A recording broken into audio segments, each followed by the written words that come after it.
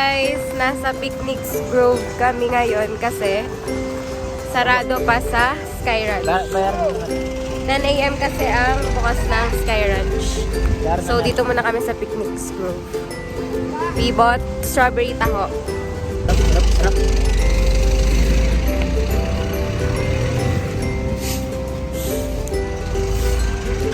Actually, masarap siya.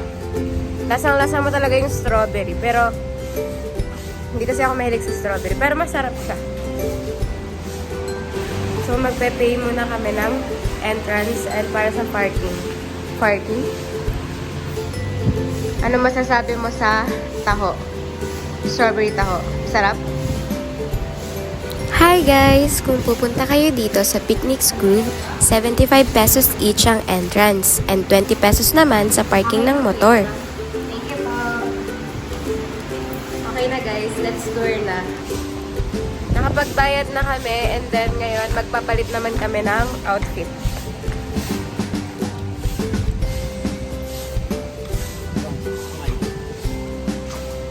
Ang ganda dito sa Tagaytay guys. Sobrang lamig. Para siyang semi-bagyo. Super lamig naman dito. Banyo natin. Mabilis. Ang bilis lumamig ng tao. Para siyang nasa ref.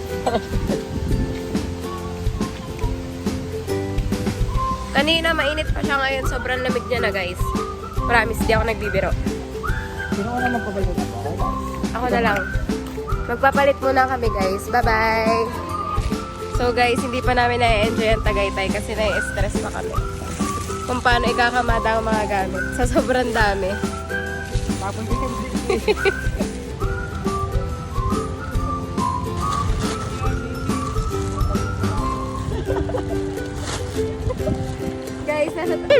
Guys, nasa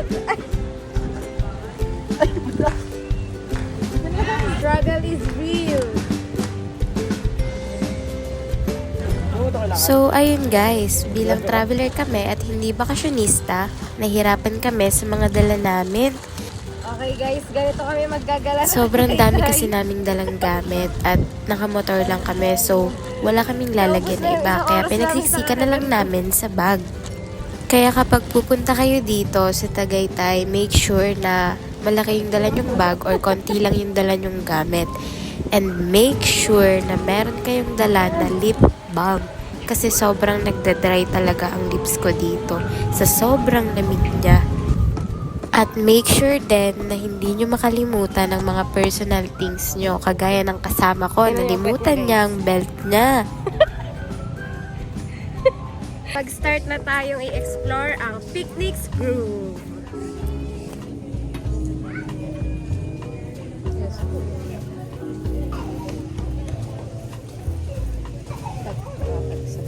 So guys, it's a steal. 5 coin purse for 100.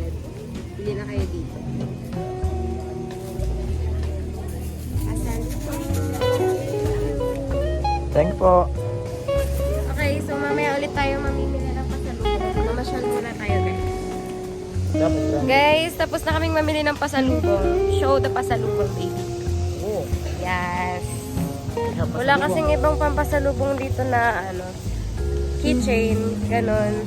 May mga keychain dito, pero mas maganda kung wallet para mas magagamit. So now, ito lang pala siya mismo. Ito lang mismo ang picnic room. Meron pa palang baba. And thanks God, pinagbigyan kami kasi maganda ang panahon ngayon. Sabi kasi sa balita may bagyo daw, but thankfully, okay naman, mainit siya.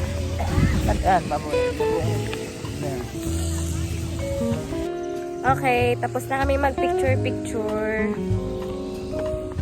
And nag-uuli na lang kami and ina-explore ang Picnic Groves. Hindi naman pala siya ganun kalakihan guys. As in picnic grove lang talaga siya. Nothing special. Ay, may special pala. Etong zipline. Worth 300 pesos for 1 minute lang ata ang itatagal niya. And pwede kang magdala ng phone sa taas. Basta may kakabitan siya na safe para hindi siya malaglag.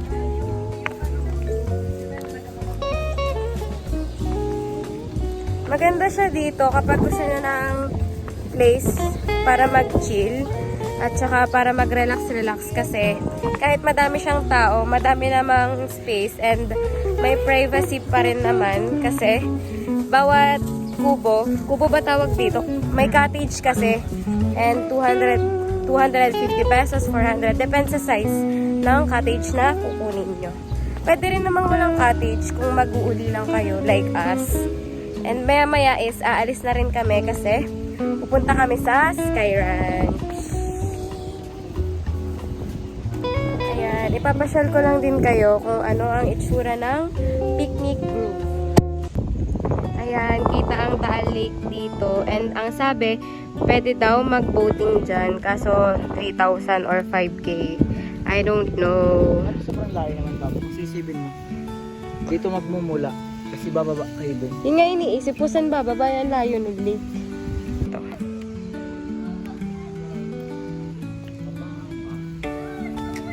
Mababa lang pala si babo. Zipline. Baba. Sky Ranch tayo bumawi.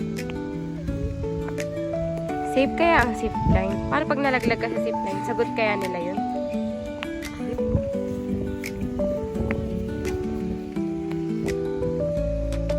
Besides pala dito ay meron pang pwedeng akyatan sa taas.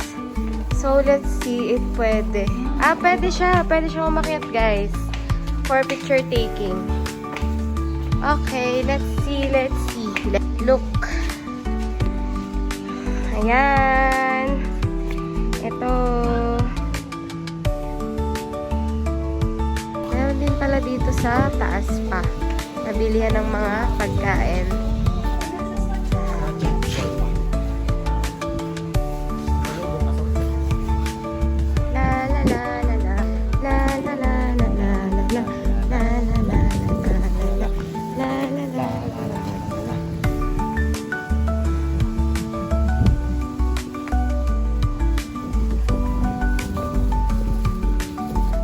Ayan guys, kakain na kami ng lunch.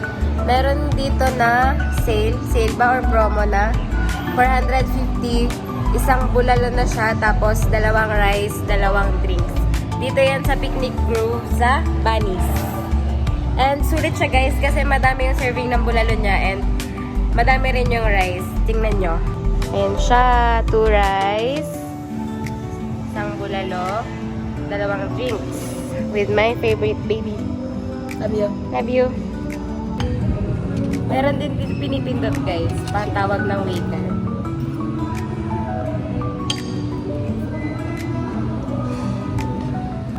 So, yung 450 na promo nila ay hindi nakalabas or nakalagay sa main menu nila. Itatanong mo yon kasi parang parang siyang secret menu kasi nakatago siya, tapos yung nakakaalam lang yung pwedeng mag-avail nun.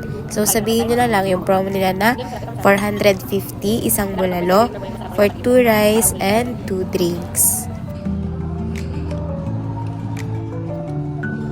Ito malamig babo. Kumakain na siya ng gulay guys, pero hinihimay niya ang buto. Siyempre. Hindi kasi siya nakain ng gulay, pero ngayon tinatry niya na. Kasi may ligaw sa gulay. Ayan, kung kainin namin yung bone marrow. Ang best part ng bulalo. Ilan siya babo.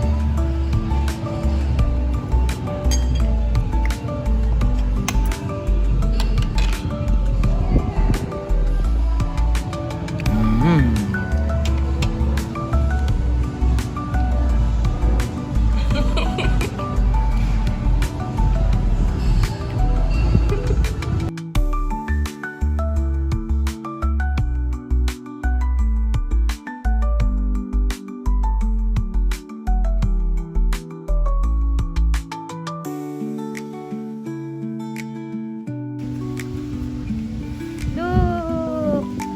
It's so pretty guys. Ano lang siya babo? Kainin lang siya na. Worth it din naman ng 75 pesos mo para sa magandang spot sa picture-picture. Ito yung zipline for 300 pesos. And that's it for this vlog, guys. Bye-bye!